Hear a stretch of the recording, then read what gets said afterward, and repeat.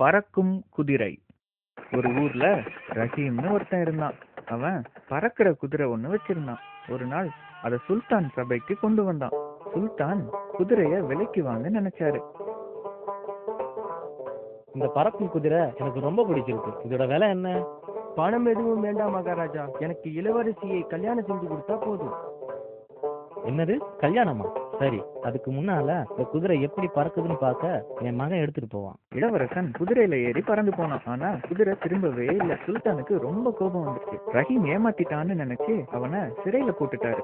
மகாராஜா, இளவரசருக்கு பறக்கும் குதிரையை ஓட்ட தெரியாமல் இருக்கலாம். இதுல என் தப்பு எதுவும் இல்லை. அதை பத்தி எனக்கு கவலை இல்லை. என் மகன் திரும்பி வர வரைக்கும் உன்னை விட மாட்டேன். கொஞ்ச நாள் கழிச்சு இளவரசன் குதிரையோட திரும்பி வந்தான். இளவரசன் திரும்பி வந்ததால உன்னை விடுறேன், ஆனா உன் குதிரைய உனக்கு தர மாட்டேன். ஏமாந்து போன ரஹீம் பழி வாங்க முடிவு செஞ்சான். கொஞ்ச நாள் கழிச்சு இளவரசிக்கு உடம்பு சரியில்லாம போச்சு. அப்போ சுல்தான் ஒரு அறிவிப்பு செஞ்சாரு. உடம்பு சரியில்லாத என் பொண்ணை குணப்படுத்தினா நல்ல பரிசு தருவேன். ரஹீம் ராஜாவை பழிவாங்க இந்த சந்தர்ப்பத்தை பயன்படுத்திக்க நினைச்சான். ஒரு வைத்தியன் போல வேஷம் போட்டுட்டு வந்தான்.